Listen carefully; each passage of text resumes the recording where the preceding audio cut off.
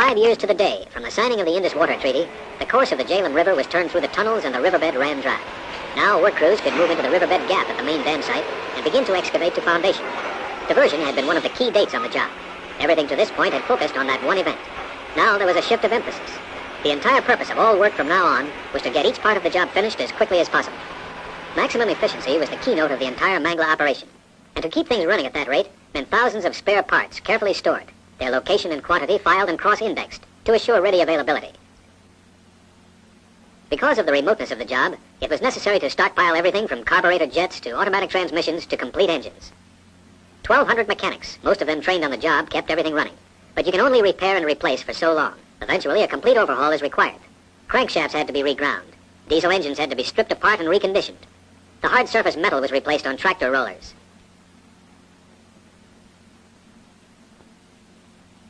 When you're 3 months away from your nearest source of supply, the simpler you can make life, the better. For all of this, the equipment and the people who could do the job were at Mangla. When you've got 13,000 workmen on a job, communications is a problem.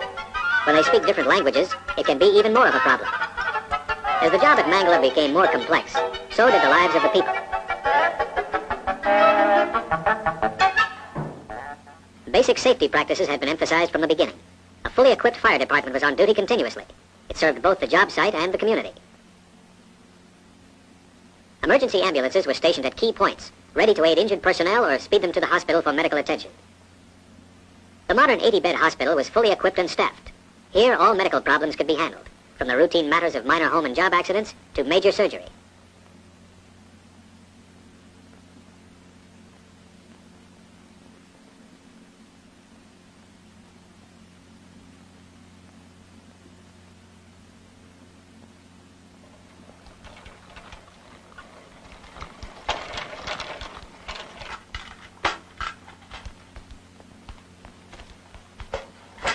A hospital isn't the only place where proper diet is essential. Realizing this, the contractor established a 25-acre food farm. Poultry, eggs, fresh produce, from bananas to corn, to okra, to lettuce and melons.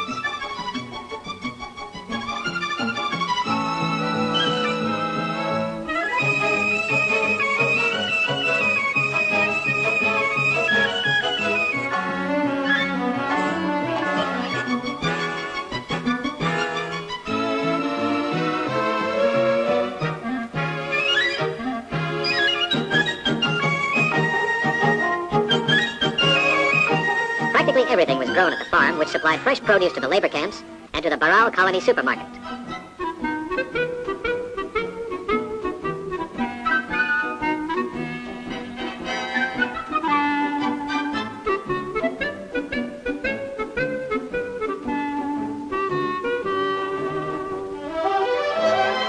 Sometimes you want more than groceries, and the supermarket was just part of the complete shopping facility at Mangla.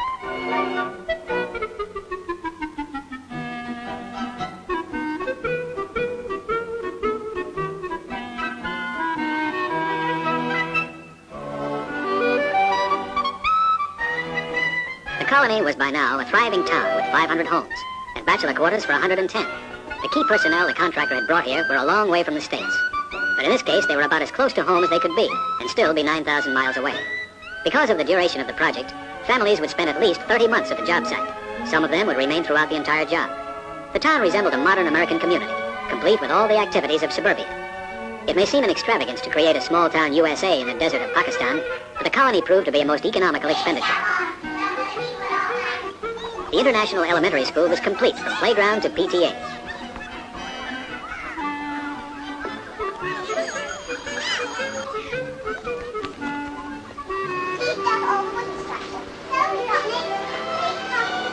Just because they were a long way from home didn't keep the kids from acting like they always do.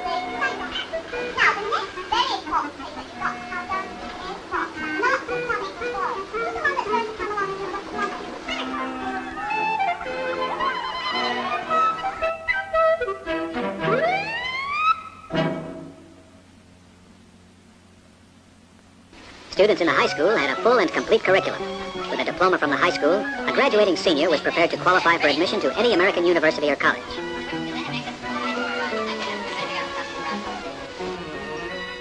A special section of the school library served the community as well.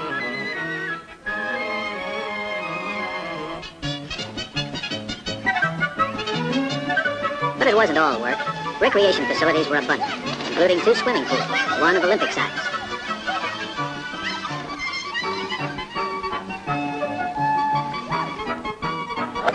And there was recreation for the adults, too. Golf on the 9-hole course at the country club, complete with Club Pro and a rope tow for that long climb back to the clubhouse from the last green. In the evenings and on weekends, there was bowling on the 10 lanes at the Mangla alleys. There were some pretty fair averages, and a few who would just as soon forget about the whole thing. A fine restaurant with a menu of gourmet delights was a popular place to get together. About all Mangla lacked was a freeway traffic jam.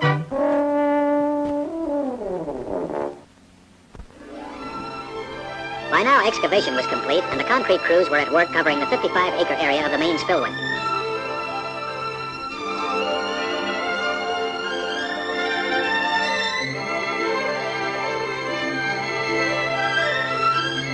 Supports for the pre-stressed concrete spillway gate anchorages were being placed.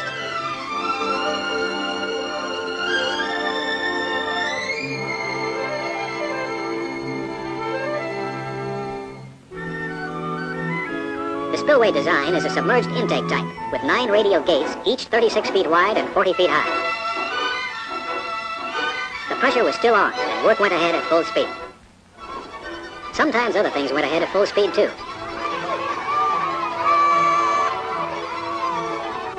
With a 2-day holiday coming, payday is important. Important, too, was the contribution of the Pakistani workmen and foremen. These are the men who had never seen a scraper, a cat, or a power shovel. Yet, these are the men who operated 1,000 pieces of specialized equipment, 2 shifts a day, 6 days a week. And these are the men who, in their best month, moved 4 million yards of earth fill.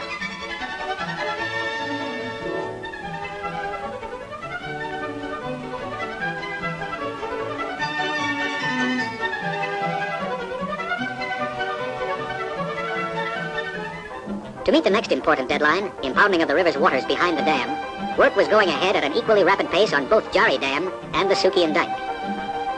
Here at Jari, the main embankment was already established to a level of nearly 200 feet.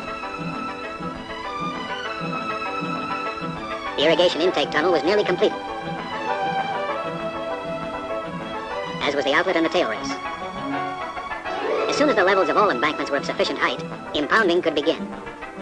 The gates at the upstream end of the diversion tunnels were closed on February 21st, 1967, and the lake began to rise behind the dam. It took just 1 month for the lake level to reach the spillway elevation, and on March 21st, the first water passed over the giant structure.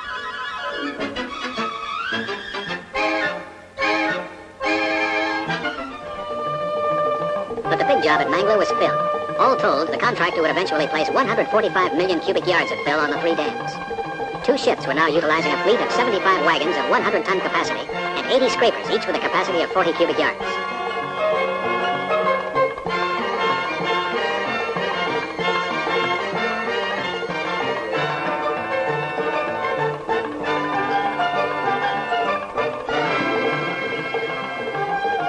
Ahead of the rising lake, riprap was placed on the upstream banks. Now the various aspects of the project were nearing completion, and as each was finished, it was turned over to the West Pakistan Water and Power Development Authority, who would now be responsible for its operation. Fill work on the main dam was completed in June 1967, almost 5 years after initial excavation had started some 375 feet below on the riverbed.